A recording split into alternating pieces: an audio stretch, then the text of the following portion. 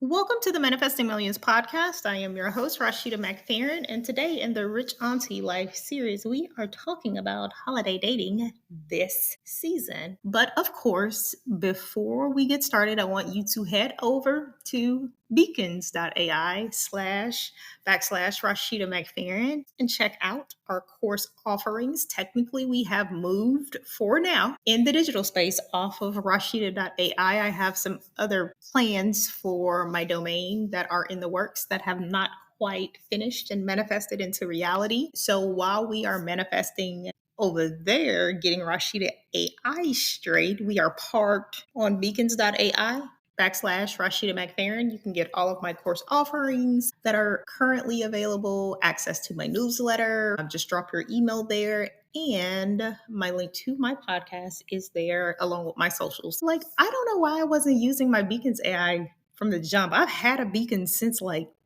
welcome back again, because I know it's been almost 3 weeks since my last episode. The goal is now to get back into a flow of continuous production for the podcast. I had a few things going on in my life that I had to get sorted out. They are working themselves out slowly but surely. We're talking about holiday dating this season. Here's the thing. Dating overall is always a sticky subject, because for every woman that you probably can talk to, she probably has about 20 dating nightmare stories that she can give you. And once you get to the more professional level, at the more senior executive level, it changes. Your desires and your requirements and what you're looking for begin to evolve as you move through life. And the funny thing about dating from this perspective, having provided myself everything I need, knowing that it will not accept less than from someone else, is coming from a place of definitely an abundant mentality of not having the expectation put on a man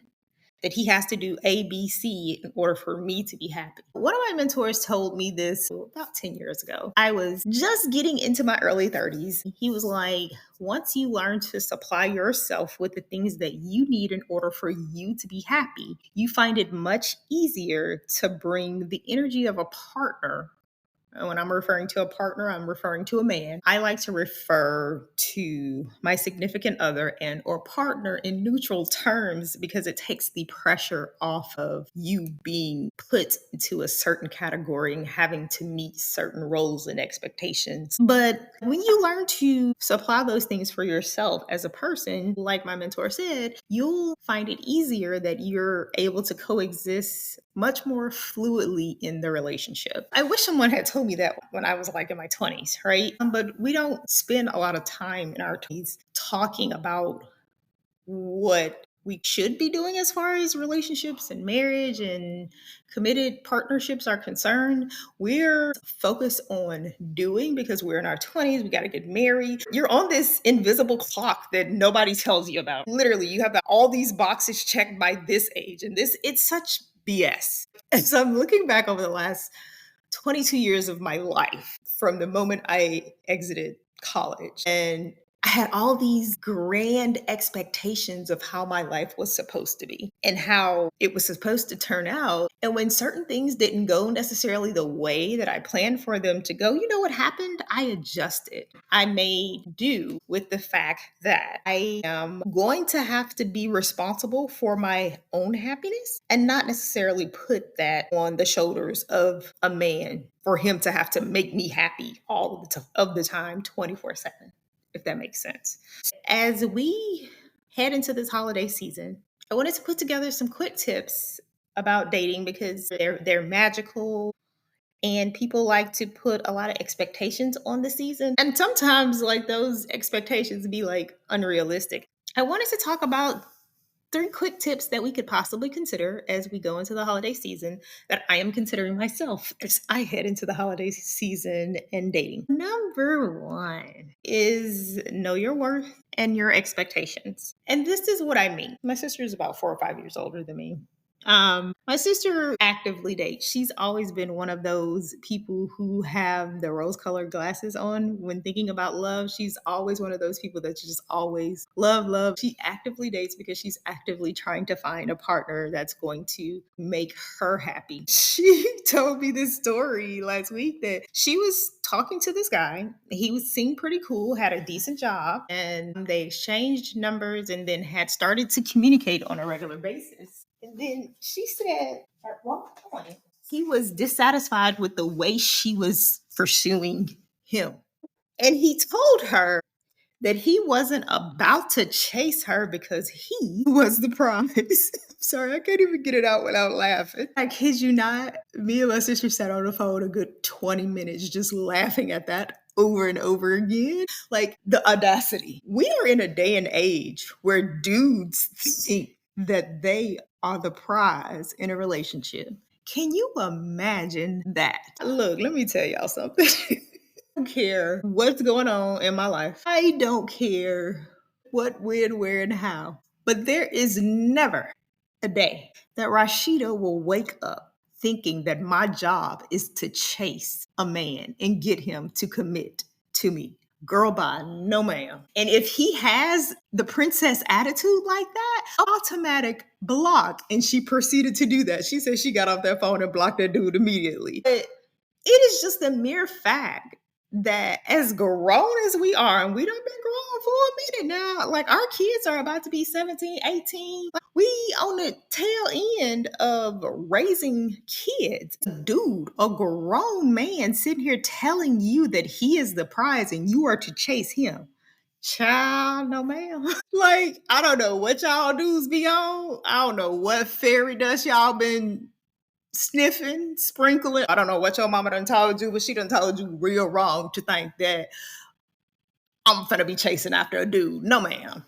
Not today, not yesterday, not tomorrow, not ever in life will you see me chase after a man. I don't care who he is. And so here's the thing. Our mothers, like our aunties, are complete Southern belles. Oh my God, my grandmother would turn over in her grave if she sat there and watched us chase after some dude. Child bye, no ma'am. What you gonna expect me to send you flowers next? Anyway, that being said, so I want to just say set realistic expectations when we're out here in the holiday season dating. As far as meeting men, look, at this point, I don't need you to pay for a thing in my life. Let's be honest. But if you ask me on a date, it is the traditional assumption that you as a man, because you extended the invitation, is going to pay. Now, don't get it twisted. I come prepared in every scenario to always be able to pay for myself and always be able to get myself to and from wherever it is I am going. Best believe. But since we are living in a day and age where grown men think they're princesses, like this is ridiculous. I'm going to say, know your worth, set your expectations. Girl, don't you better not lower yourself down to no ground and sit up here and chase after no dude. Girl, you better not. That's the country in me. Look, you better not. No, ma'am. I am not saying that men are not valuable. They absolutely are valuable. But if you have to sit up here and state to me how valuable you are and how much of a high value man you are, what you are 9 times out of 10 is a narcissist. Bye. No, sir. So know your worth. Don't compromise your worth. I have found when I've taken advice from people who say that I am too rigid in regards to dating, that it's very rarely ended well. And so some of the rules I have is I don't date a man that makes less money than me. Well, they hit you with the, well, what if he's a hard-working brother and a duh. I don't date a man who makes less money than me. Because you know what happens? He starts to get jealous of the fact that you have access to so much, and he starts to look at his life and wonder why he doesn't have access to the things that you have access to because of the way that you work. And then that starts to come up in your relationships. The other thing that happens is that they try to find ways to assert power to make themselves feel like a man and valuable. Trust me, I've been there, done that, never doing that again. Even with the trying to pull him up to your level, girl, this is not Bob the fucking Builder. Do not do that. This is not man Build-A-Bear. No, girl, who he is when you get him is who he's going to be. Who said it? Is it Maya Angelou? When someone shows you who they are, believe them the first time? That's character. If he's had himself for 40 to 41 years, and he ain't been able to make over $100,000 a year just because he starts dating an upgraded bougie girl who's been in corporate for 20 something years and has had access to the finer things, doesn't mean he gonna go to sleep one night and wake up the man you so desperately desire. It don't work like that. So know your worth, don't compromise. I'm gonna speak to Black women because we have this bad. We want to marry a Black man. We desire to marry and be committed to a Black man. And my question has always been, why are you so committed to them and they ain't committed to you? Because they out here in these streets dating who and whatever they desire. I'm going to encourage you to think outside the box because even logically looking at the stats, the numbers just aren't there. It's way more educated Black women than men. And so, what does that cause us to have to do? Step outside of our comfort zone and date outside of our race. And I can freely say that because I have dated outside of my race multiple times in my life. Probably kicked myself for letting one or two of them get away. Truth be told, know your worth, know your expectations. Number two, focus on character and compatibility. When someone shows you who they are the first time, you need to believe them. And so it usually takes a good 2 to 3 months for people to start showing who they really are. And if you starting to do stuff by day 60 and day 90 that I just know that I can't tolerate, we gonna cut it loose and go our separate ways. Because we don't have time to be sitting up here wasting at this stage in the game trying to figure out, well, what he's gonna do. No, he don't. A man knows whether or not he wants to date you. It's either a yes or no. And if he's fumming and freighting, trying to figure out how to say yes or if I want to say yes and be with her, that means he don't want to be with you, boo. He's just figuring out, trying to tell you he don't want to be with you and he don't want to hurt your feelings. You want to focus on a man that does what he says he will do and is committed to his word of what he tells you he's going to do. That's super important. In this beautiful day of social media, we get the privilege of being able to literally almost do a background check on somebody by just dropping their name in a Google search to see what comes up. Now, who you are and who you present yourself to be on the internet is up to you. You should manage your reputational risk accordingly. But if who he is on the internet is what you see, don't go fantasizing that man into being somebody he ain't, because that is not the reality of the situation. Again, we're not playing Bob the Builder or Build a Man. You need to be changed, matured, healed, and upgraded by the time you get to me. You need to know who you are. You need to know what you bring to the table. Yeah, honestly, you need to be bringing the table, if I'm going to be completely honest. And you need to know how you're an asset to my life, just like I need to know how I'm an asset to yours. Compatibility. If the spark ain't there, it ain't there. I get that part. If it's halfway there and could get there, might be worth exploring. And if it's too much there, it confuses you, girl, that's a trauma bond. Run. That is a trauma bond, meaning that whatever you're experiencing in that moment is something that you've experienced in the past and it's trying to pull itself from its past into your present future or present and future. Run the other way and heal in that moment and make the therapy that you've been in worth the sessions that you paid for. Because I know they're a good $200-300 a session. It helps if the compatibility is there. You shouldn't have to force it. That's all for number two. And then the last thing is be intentional about where you're spending your time and who you're spending your time with.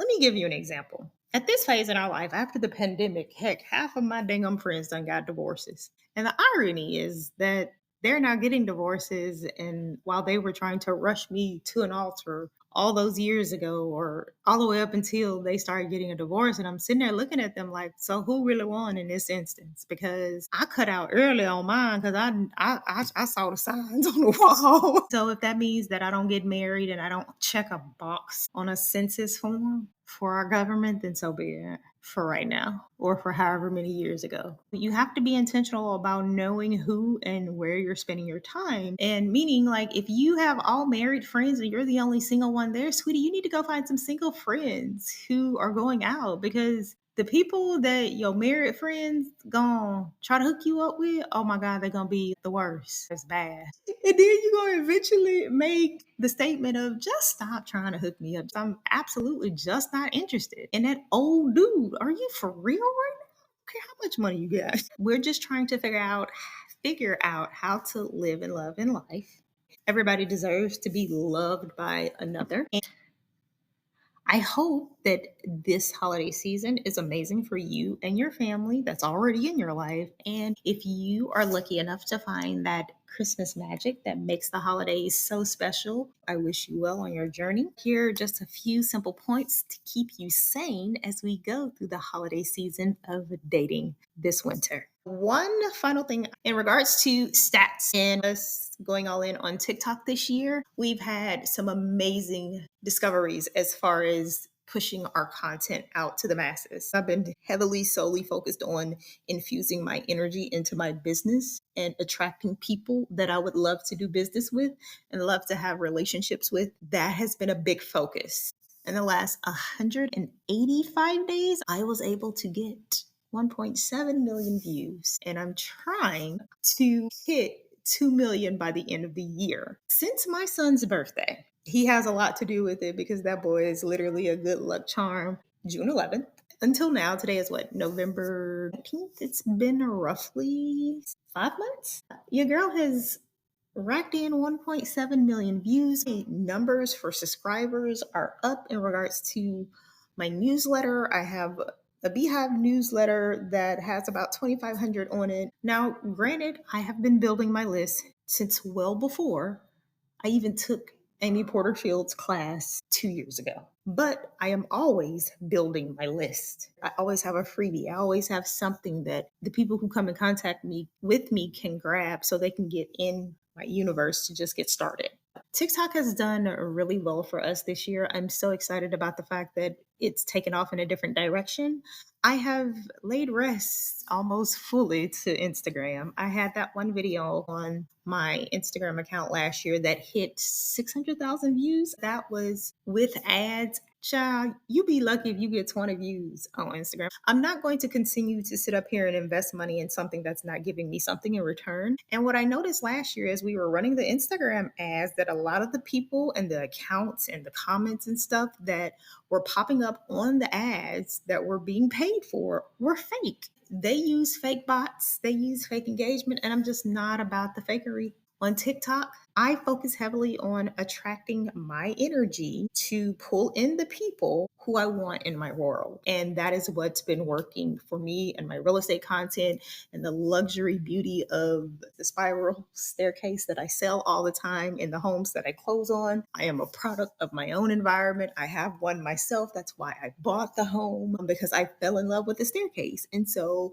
if I fall in love with the staircase, guarantee you there are millions of women who will fall in love with that beautiful spiral staircase that I can sell a home to. Real Estate Riches is available in my Beacons AI profile, and I'm working on a pop store link. It's a new thing, but I don't know if it's going to be ready by the time Black Friday rolls around. But if it's ready by this weekend, I'm going to go ahead and roll it out, because what I'm planning to do is do live and decorate the Christmas tree as we build it, because we're doing traditional decks this year. Real Estate Riches is live. Originally $199, it's on sale for $99 with the code 100 off. I'm excited about having new people come into the community who want to learn how to use real estate as a wealth tool to build their net worth. I'm excited about attracting people into my world who want to be millionaires, because it is a journey that you build to that has to have specific steps in order for you to make that dream manifest into reality. I am excited about that. Head over to my website, beacons.ai/Rashida McFerren, and grab Real Estate Riches if you're just getting started. I am going to add a live component to Real Estate Riches that you will be interacting with me. It won't just be my AI that's teaching you. I will also be supplementing my AI. Again, my company is Rashida AI, so a lot of the tools and things that I use are built around AI, but I am the core of the business. And so that human personal touch will be there to answer your questions, help you when you get stuck. As I stated previously, thank you for joining us. Give us a 5-star review if you've liked the content that you're listening to in the Apple or Spotify store, and I will see you in the next episode.